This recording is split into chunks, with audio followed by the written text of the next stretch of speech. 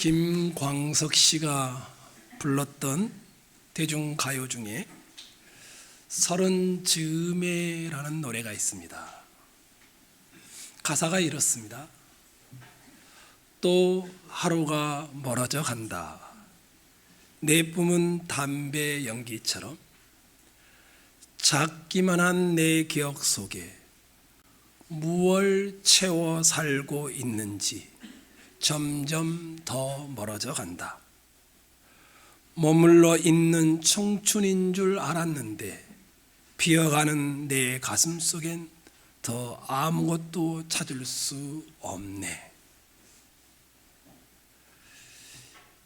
이분은 무언가를 열심히 채우기 위해 인생을 살아왔는데 채워지지가 않는 겁니다. 산만큼 비어 있어 서른도 넘어간다라고 말을 합니다. 사람은 끊임없이 뭔가를 채우려고 하고, 그래서 그 인생은 담배 연기처럼 피곤하다라고 합니다. 허무하고. 양희은 씨가 내 나이 40살에는 이런 노래를 불렀어요. 그 가사도 한번 읽어드릴게요. 봄이 지나도 다시 봄, 여름 지나도 또 여름, 빨리 어른이 됐으면 난 바랐지 어린 날엔. 나이 19 그 봄에 세상은 내게 두려움, 흔들릴 때면 손 잡아줄 그 누군가 있었으면. 서른이 되고 싶었지 정말 날개 달고 날고 싶어. 이 힘겨운 하루하루를 어떻게 이겨나갈까 무섭기만 했었지. 가을 지나면 어느새 겨울 지나고 다시 가을. 날아만 가는 세월에 야속해 붙잡고 싶었지 내 나이 40살에는. 이 가사는 10대, 20대 이렇게 견디어내면 무언가 이룬 것이 있을 것이다 라고 서른을 바라보았습니다. 그리고 40살이 되어가는 자기를 보는 것이었습니다. 정말 열심히 힘겹게 살았는데 나이가 들수록 더 힘들어지는 겁니다. 뭔가를 채우기에 30대를, 40대를, 50대를, 60대를 살아왔는데 인생은 채워도 채워지지 않은, 그리고 피곤할 뿐이라고 말합니다.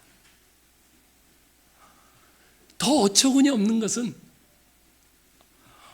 무언가를 채우기 위해 살아도 허무해서 이제 더 이상 채우지 않으려고 하는데 사회가 가만두지를 않는 겁니다. 자꾸 비교를 해서 무언가를 채워야만 되는 그런 존재로 만들어 간다라고 말합니다. 그러다 보니 직장인들은 사는 게 너무 버겁습니다. 일주일 내내 위아래에서 치고 올라오고 내려옵니다. 무능하다는 소리를 말은 하지 않지만 들려옵니다. 늘 비교를 당하니 채워야 합니다.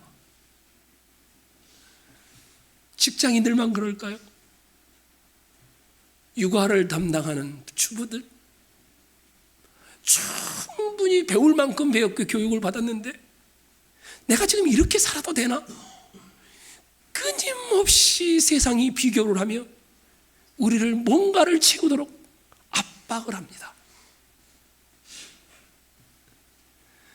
정말 의미 있고 생명이 충만한 삶이라면 이 어려움도 견디겠는데 날이 갈수록 지쳐만 가는 겁니다.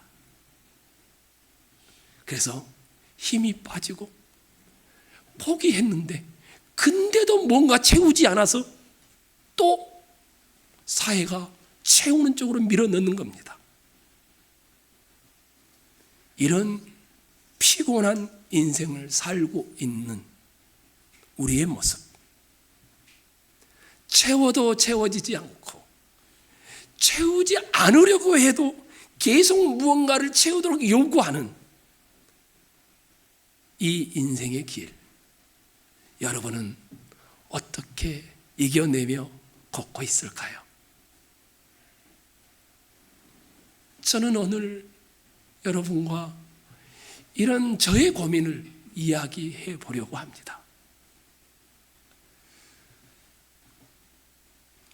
유대인들의 1년의 마지막 달입니다. 초막절.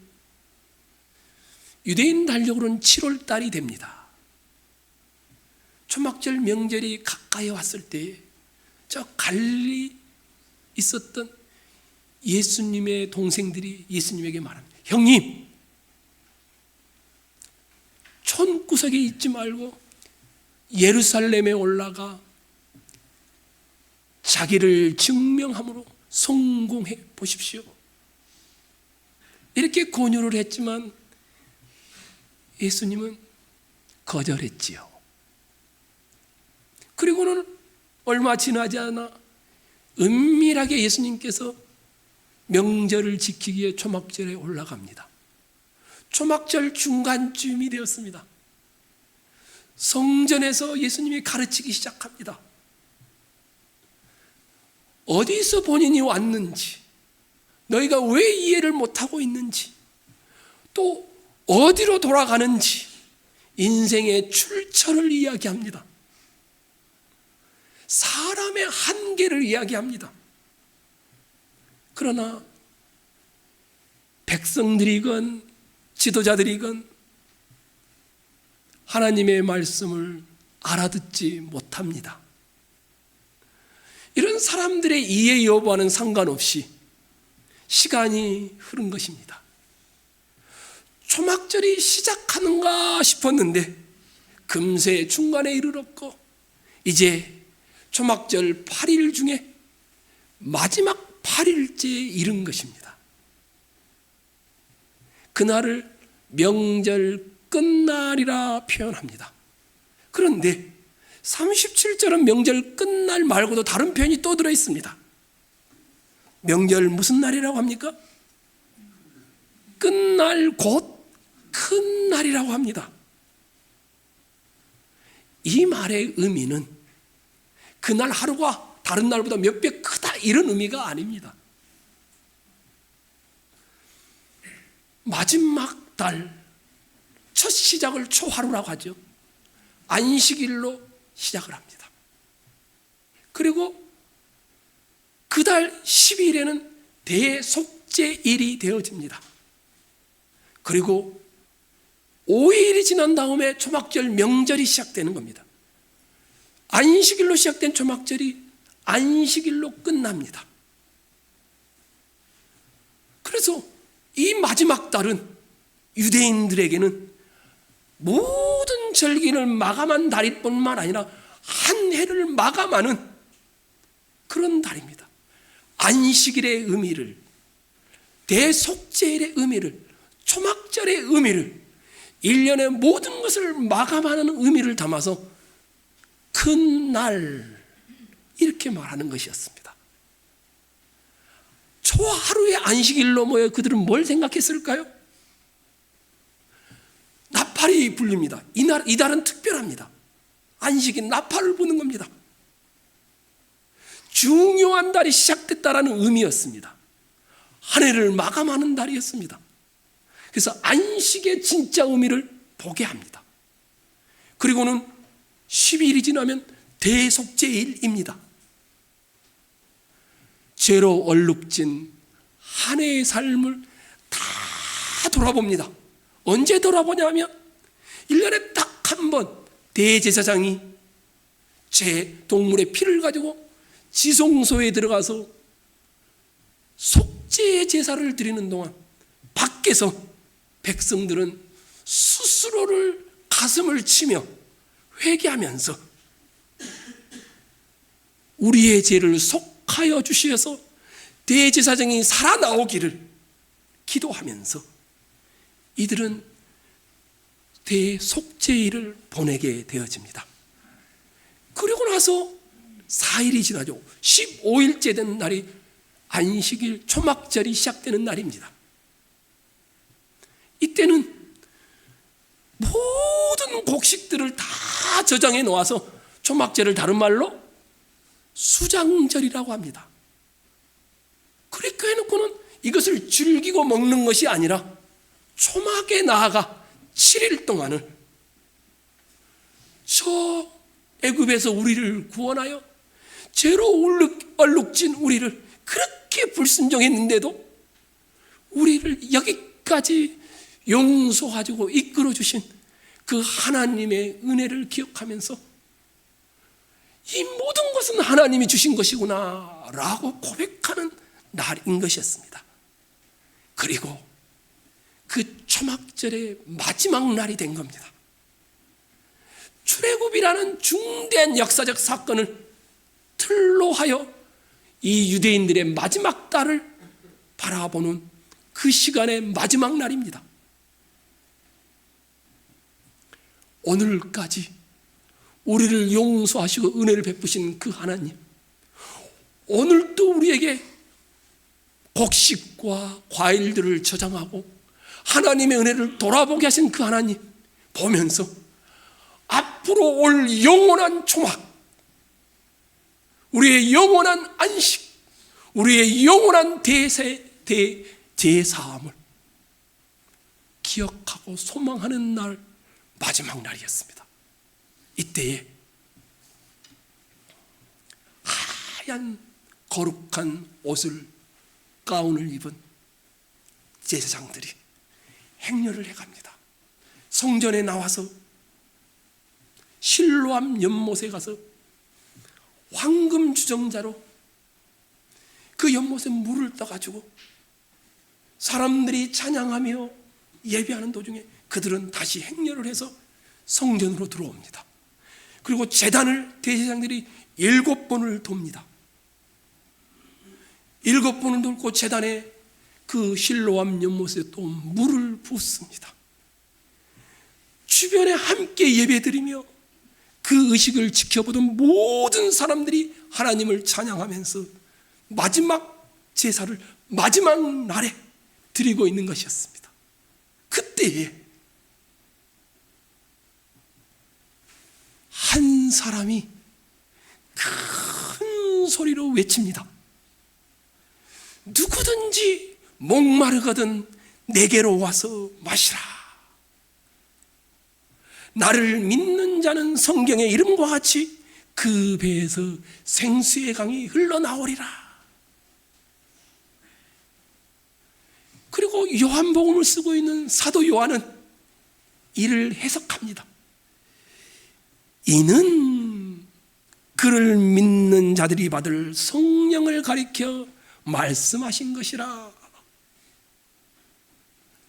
제사장이 실로암 연못에서 기로와 하나님의 제단에 부은 물은 저 옛날에 광야에서 물이 없어 가란 그들에게 반석을 쳐서 물을 내게 하셨던 그 물을 상징하는 것이었습니다. 그것은 이스라엘 백성이라면 모두가 다 알고 있었습니다. 그런데 예수님이 누구든지 목마르거든 내게로 와서 마시라.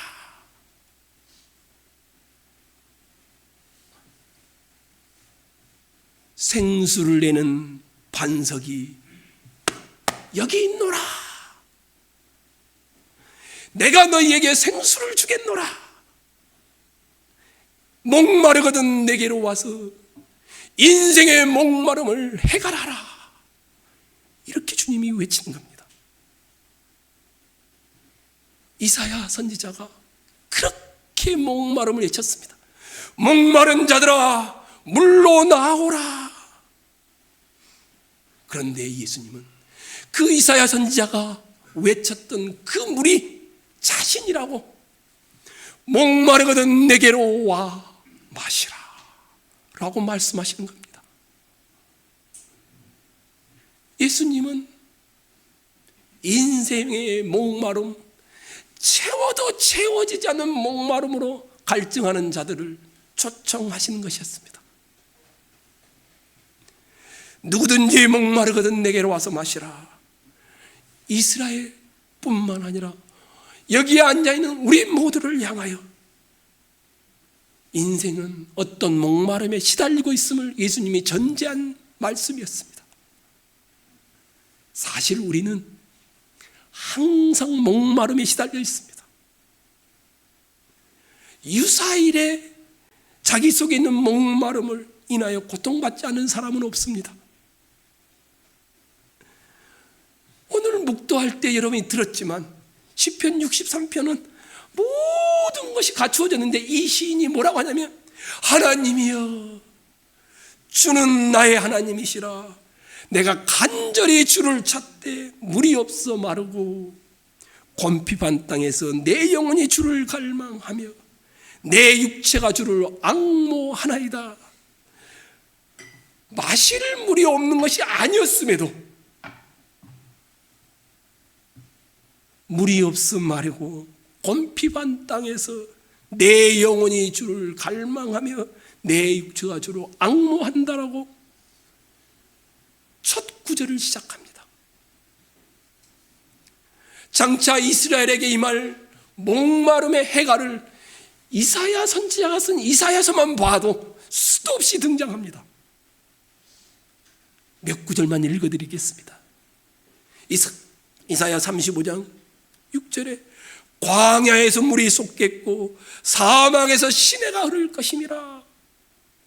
너희가 기쁨으로 구원의 문문에서 물을 기르리로다.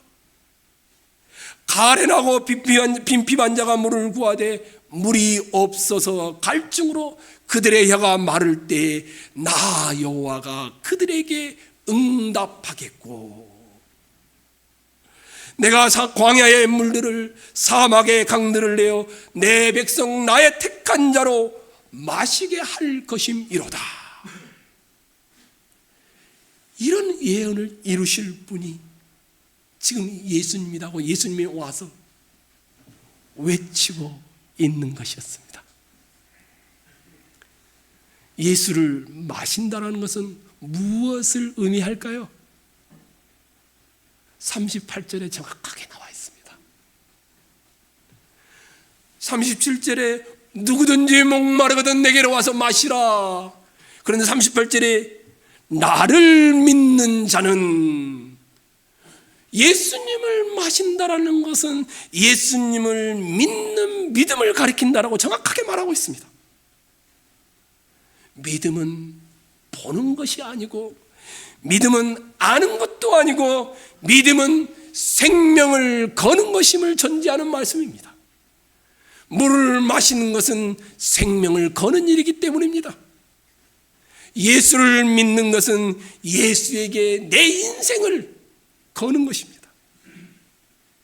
예수에게 생명을 거는 자에게 예수는 그 사람에게 생명이 되는 것입니다. 예수를 마시면, 예수를 믿으면 어떤 일이 일어날까요? 38절에 되어 있죠. 그 배에서 뭐가 흘러나온다고요? 생수의 강이 흘러나오리라. 여기서 말하는 배라는 것은 뭘까요? 이 배를 말하는 것이 아니지요. 우리의 존재 가장 깊숙한 곳에서 생수의 강이 흘러나온다고 합니다. 이 말의 의미는 존재의 깊은 곳으로부터 흘러나와 온몸을 적셔 살리게 될 강 같은 은혜를 가리키는 말입니다. 배가 고픈 인생의 배를 채워주며 목마른 인생의 목마름을 해결해주는 생수의 강이 흘러나온다라고 말하고 있습니다. 뭐가 흘러나온다고요? 생수의 강물입니다. 이 조그마한 물이 아니고 퍼먹어도 깊게 속 있는 생수의 강물이 흘러나온다고 합니다. 성경의 이름과 같이 오래전부터 수많은 선지자들이 그렇게 예언해 왔던 그 성경의 이름과 같이 예수가 그를 믿는 자에게, 예수를 마시는 자에게 생수의 강물이 그 배에서 흘러나오게 하겠다고 합니다. 그리고는 뭐라고 하십니까? 그 배에서 생수의 강이 흘러나올 때 그 생수의 강이 무엇인지를 설명합니다. 39절에 나와 있죠. 이는 믿는 자의 받을 성령을 가리켜 말씀하신 것이다. 예수를 마시는 사람으로부터, 예수를 믿는 사람으로부터 성령이 흘러나온다는 말씀입니다. 예수를 믿는 사람을 통하여 성령께서 역사하신다는 말씀입니다. 예수를 믿는 사람으로부터 성령의 일이 나타난다는 말씀입니다. 죽은 영혼이 살아나고 아픈 곳이 치유되어지며 메마른 사회가 풍성해지는 일이 예수를 믿어 성령이 내주하는 자들로부터 흘러나온다는 것입니다. 생명을 가져야 생명을 주는 것 아니겠습니까? 예수를 마신 자가 성령을 흘려보냅니다.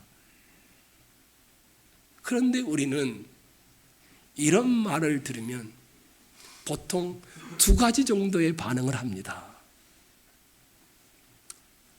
이 말씀이 너무 자기의 경험과는 다르니까 신비하고 그리고 특별한 체험이라 생각하면서 자기 같은 사람과는 관계가 없다라고 여깁니다. 이런 것을 경험한 사람들은 욕망이나 불만이나 불만족 같은 이런 데서 벗어나 천사처럼 살 것이라고 그렇게 추측을 합니다. 그러나 그것은 성경을 잘못 이해한 것입니다. 또 다른 한 반응은 깊은 좌절에 빠져서 아예 생각지도 않습니다. 성령을 받으면 그 배에서 생수의 강이 흘러낸다는 말씀을 읽으면서 자기는 아직도 세상적인 것에 갈증을 느끼고 있는데 그런 자기를 보면서 좌절하고 낙담하는 겁니다. 성령을 받으면 그 배에서 생수의 강이 흘러나오는, 다시는 목마르지 않는다고 말씀하지만 나는 세상에서 갖고 싶은 것, 즐기고 싶은 것 너무 많아서 이 말씀은 도대체 나와 맞지 않는다고 생각합니다. 그래서 스스로 절망하는 겁니다. 그런데 이 본문은 그런 의도로 말한 것이 아닙니다. 여러분이 예수를 마시면, 여러분이 예수를 믿으면 여러분 안에 성령이 내주한다는 겁니다. 세상 사람들은 돈에 목마르고 명예에 목말라 합니다. 사랑에 굶주린 사람들이 거리를 온통 메우고 오래 살고 싶어하는 사람들을 겨냥하여 TV를 보시면, 인터넷을 들어가면 매일매일 새로운 건강식품들이 등장하고 있습니다. 세상의 모든 사람들은 무엇인가 채우지 못한 것 때문에 늘 목이 갈급한 상태에 있습니다. 그런데 우리 예수님은 누구든지 목마르거든 자기에게로 와서 마시라라고 말씀합니다. 이는 마치 많은 사람들 중에서 몇몇 목마른 사람만 예수께로 나오라는 말로 들립니다. 우리가 경험해서 잘 알고 있듯이 목사인 저조차도 본능적으로 갈급한 갈증을 가지고 있습니다. 우리는 육체의 욕심을 따라 마음에 원하는 것을 갖고 싶어하는 갈증을 늘 품고 있습니다. 육체의 욕심을 따라, 육체의 욕심이 충동하는 대로 우리도 모르는 사이에 마음이 그쪽으로 가서 추구하고 있는 겁니다. 그래서 갈라디아에서는 육체의 욕심은 강한 정욕이다라고 묘사를 해놨습니다. 무슨 말입니까? 채워도 끊임없이 일어나는 겁니다. 인간들은 너나 없이 모두가 똑같습니다. 이 목마름이 얼마나 저주스러운지 세상에 있는 그 무엇으로도 바짝 마른 목을 축이거나 해갈시킬 수 없습니다. 김광석 씨가 노래했듯이 채우려고 했는데 시간이 가면 갈수록 채워지지 않는데 포기하려고 했는데 또 채워야 합니다. 전도서에서는 이렇게 말씀합니다. 은을 사랑하는 자는 은으로 만족하지 못하고 풍요를 사랑하는 자는 소득으로 만족하지 아니하나니. 은을 사랑하는 자, 날마다 돈이나 재물을 갖기를 원하는 사람은 거기에 온통 마음을 바쳐 그것을 갖기 위해 가져서 끝없이 쌓아 놓아도 결국은 그 쌓은 것에 만족하지 못한다는 말씀입니다. 세상에서의 목마름은 끝이 없습니다. 세상 그 무엇도 채워지지 못합니다. 그래서 전도서 5장 10절에는 이것도 헛되도다 라고 결론을 내립니다. 모든 인간은 왜 너나 할 것 없이 목이 말라 헉헉거릴까요? 성경은 너무 정확하게 말합니다. 목마름으로 살고 싶지 않은데, 채움으로 살고 싶지 않은데 늘 비교하며 채우기 위해 살아가는 우리의 모습은 죄로 부패한 본성을 가지고 있기 때문이라고 말합니다. 이 부패성은 육신의 욕심을 자극해서 찾고 싶고 갖고 싶고 즐기고 싶고 높아지고 싶고 공격하고 싶어하는 갈증을 유발하는 것입니다.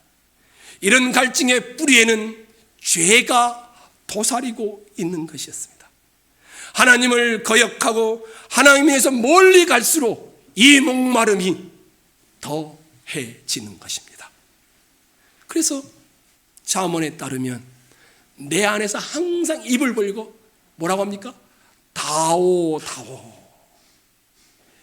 이 갈증은 마음속에서 하나님을 내몰아 버렸기 때문에 찾아오는 현상입니다.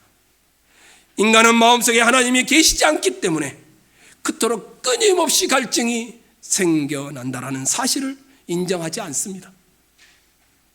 그만큼 인간은 타락했고 부패했습니다. 낙타를 아시지요? 낙타는 여러 날 동안 사막을 여행해도 갈증이 나서 물을 찾는 일이 별로 없습니다. 왜 그럴까요? 왜냐하면 낙타의 몸속에는 뭐가 있을까요? 물주머니가 있습니다. 그러나 사슴은 항상 물을 찾아 돌아다닙니다. 몸속에 물을 저장할 수 있는 물주머니가 없기 때문입니다. 이런 점에서는 인간은 사슴과 거의 같습니다. 생수의 근원 되신 하나님을 모시면 이런 갈증이 사라져갈 텐데 하나님을 내 마음에서 몰아내었기 때문에 물주머니가 없는 사슴처럼 채워도 계속 목이 마른 것입니다. 인간의 욕심은 쌓아도 끝이 없고 즐겨도 끝이 없습니다. 나이가 들어 기력이 쇠하고 오장육부가 제 기능을 잃을 때에도 인간은 두 손 들고 하나님 앞에 나오지 않습니다. 90살이 넘어도 인간이 가지고 있는 본능의 욕구는 계속 목말라 합니다. 이런 사람들은 목마른 자는 생수이신 예수께로 나오라는 천사를 동원하여 말을 해도 알아듣지 못합니다. 자신의 갈증이 하나님이 없어서 생기는 것임을 인정하지 않기 때문이지요. 그런데 예수님은 지금 누구든지 목마르거든 내게로 나와 마시라라고 말씀하고 있습니다. 그럼 누가 이런 음성을 들을 수 있을까요? 저는 저는 교회 목회하면서 확연하게 보았습니다. 평안한 자들은 절대 듣지 않습니다. 하나님의 막대기가 칠 때에 듣습니다. 어려움의 자리로 이끌어질 때에, 고난의 자리에 있을 때에, 아픔의 자리에 놓여 있을 때에, 행복하고자 했는데 이혼의 자리에 있을 때에, 가까운 자를 잃어버린 자리에 있을 때, 그 인생은 비로소 내 인생의 목마름의 해결은 하나님뿐이라고 여기며 나와 그 앞에 무릎을 꿇는 경우를 보았습니다. 이런 하나님의 치심의 은혜에 감사하는 자들은 누구든지 목마르거든 내게로 오라 하시는 주님의 음성을 듣고는 그 주님 앞에 나와 회개하면서 엎드립니다. 이런 사람을 가리켜 요한복음 6장 37절에서는 아버지께서 내게 주신 자다라 이렇게 표현하는 것이었습니다. 여기 앉아 계신 여러분, 수많은 목마름으로 갈등하고 계시는 여러분, 채워도 채워지지 않고 채워도 만족이 없으며 만족하고 그만두려고 해도 그게 안 되는 여러분, 예수께 아직도 마음을 열지 않고 계시는 여러분, 예수께 나와 예수를 마셔보십시오. 마음을 열어 예수를 믿으십시오. 목마른 자들아 다 내게로 오라. 이 주님의 초청에 여러분이 응답해 보십시오. 여러분을 주께 맡기시면 인생의 목마름이 해갈되기 시작하실 것입니다. 이미 믿고 계신 여러분, 하나님의 은총으로 예수를 믿고 나와서 이렇게 말씀하셨죠. 저는 목이 마릅니다. 목마르오니 이제 주님 찾아왔습니다. 그러면서 주님 앞에 나와서 회개하셨죠. 그렇다면 지금 내가 어디에 있을까요? 예수님을 믿는 자에게 약속하신 성령의 생수를 마시는 단계에 와 있겠지요. 저는 이것을 단계란 말은 좋아하지 않지만 1단계라고 말해봅시다. 그 다음 단계는 뭘까요? 예수를 믿는 자라면 반드시 가야 할 단계입니다. 성령이 내 안에서 생수의 강이 되어 흐르는 것입니다. 많은 사람이, 많은 천은교회 지체들이 예수 믿고 성령마다 성령의 사람이 되어 있지만 그 자리에 머물고 있습니다. 성령이 자기 안에서 생수의 강처럼 흘러넘치는 은혜를 모른 채 교회를 왔다 갔다 하고 있습니다. 예를 들면 하나님의 궁궐에 초대받았는데 궁궐 밖에서 이야 진짜 멋지네, 그리고는 다시 돌아가 버립니다. 궁궐의 내부 구석구석을 맛보지 않습니다. 살아보지도 않습니다. 식사도 해보지 않습니다. 이렇게 어리석은 사람이 어디 있을까요? 예수를 믿고 성령을 받은 것으로 조용히 있는 것이 아니라 날마다 여러분 속에 성령이 강이 되어 흐르는 역사를 경험해야 되지 않을까요? 어떻게 해야 이런 은혜를 누릴 수 있을까요? 가장 먼저는 예수를 믿고 계시다라면 자기 자신을 점검하셔야 합니다. 질문을 드리겠습니다.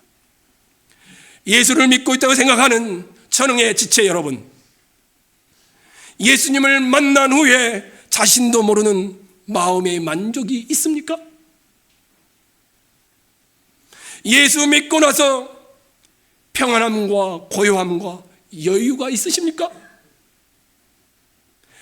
갖고 싶고 즐기고 싶은 욕심으로 바람잘 없는 마음에 신비로운 고요가 깃들어 있습니까? 이런 느낌이 여러분에게 있고 또 사실이 그렇다면 성령의 강이 여러분 속에 흐르고 있기 때문일 것입니다. 성령이 강줄기가 되어 사막과 같은 내 마음에 은혜의 강물이 흐르는 낙원으로 바꾸어지신 은혜가 없다라면 절대 상황이 바뀌지 않았는데도 고요함과 평안함을 누릴 수 없기 때문입니다. 좀 더 나아가 볼까요? 내 이웃에게 복음을 나누고 싶은 뜨거운 갈망이 있으십니까? 내 몸 더 시간이 가기 전에 예수와 그 나라를 위해 헌신하고 싶은 열정이 마음에서 일어납니까?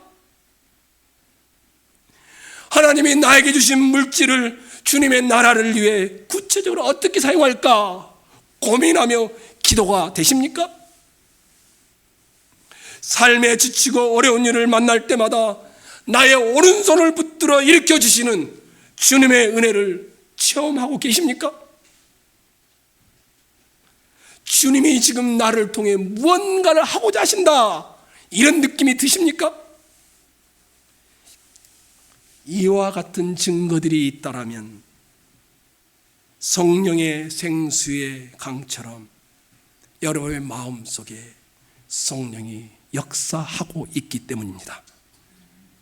그런데 만약 이런 마음이 전혀 들지 않는다라면 어떻게 해야 될까요?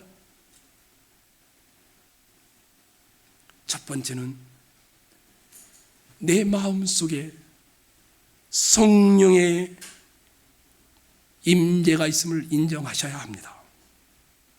분명히 예수를 마시는 자는, 예수를 믿는 자는 성령이 내주한다라고 말합니다.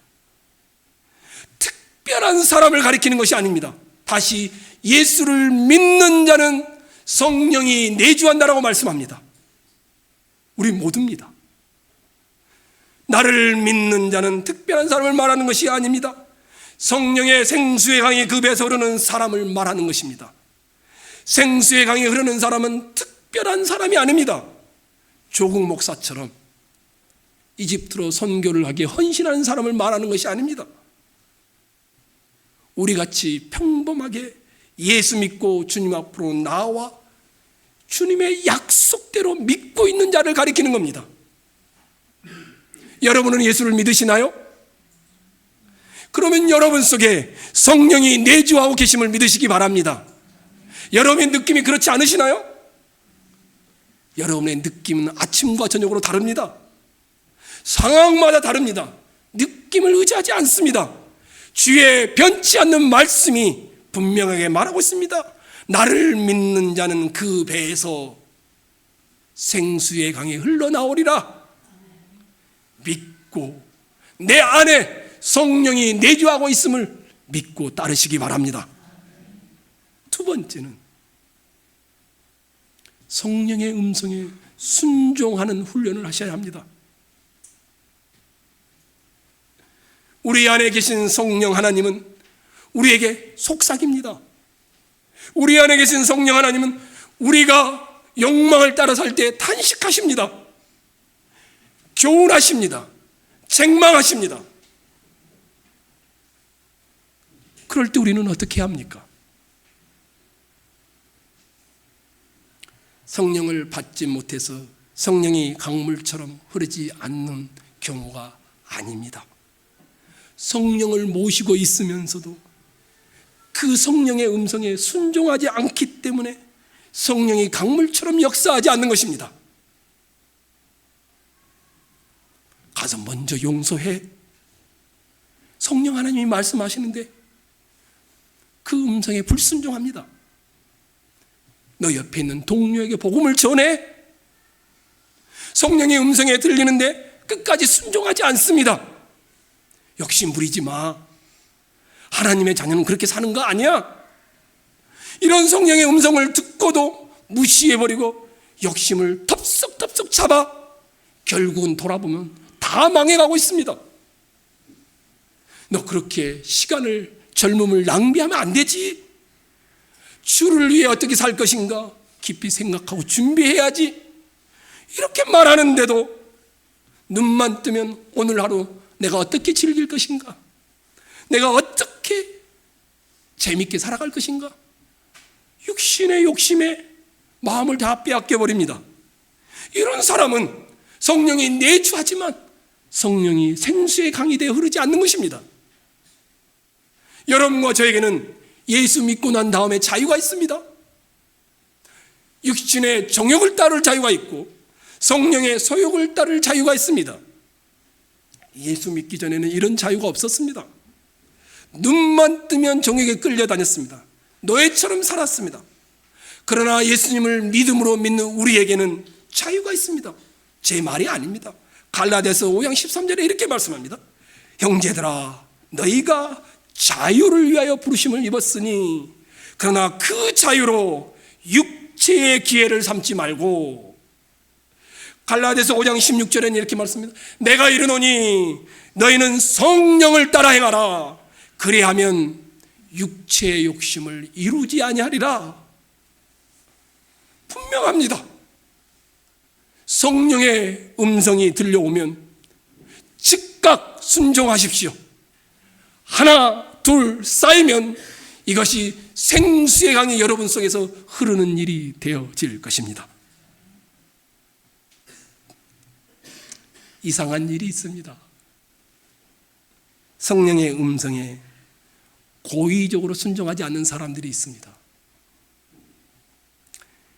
제가 천은기에서 참 많이 봤습니다. 그분들의 늘 핑계는 육신이 연약하다는 핑계와 변명을 늘어놓습니다.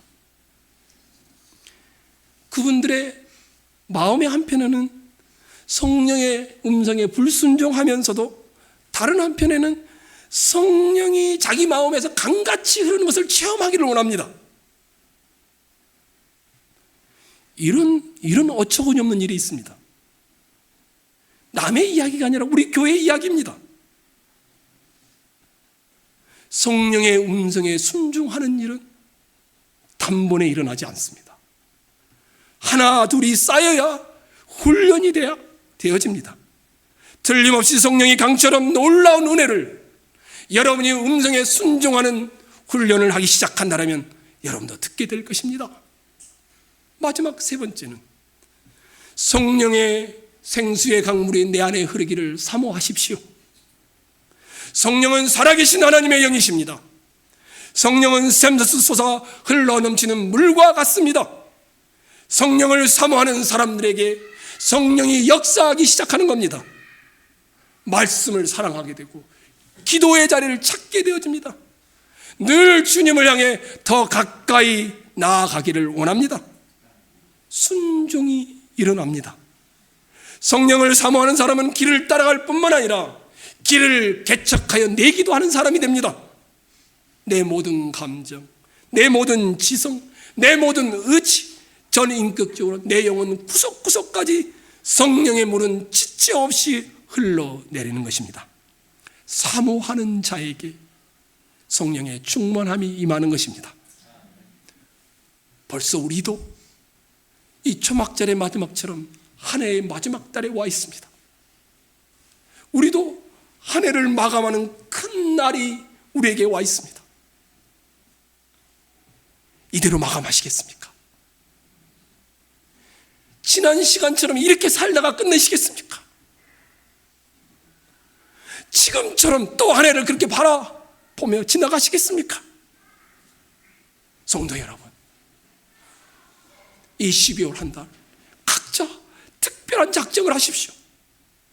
성령의 강력한 내 안의 역사를 사모하시며 두 손 들고 두 마음을 열고 인생의 짐과 문제들을 주께 맡기며 성령이 내 안에 강물처럼 흐르기를 사모하십시오. 기도를 작정하십시오. 금식을 작정하십시오. 하나님을 가까이 하는 일이라면 다른 무엇도 다 제껴놓겠다는 작정을 하십시오. 그리고 하나님과 가까이 함으로 성령 충만함으로 한 해를 마감하는 귀한 분들 되기를 축원합니다.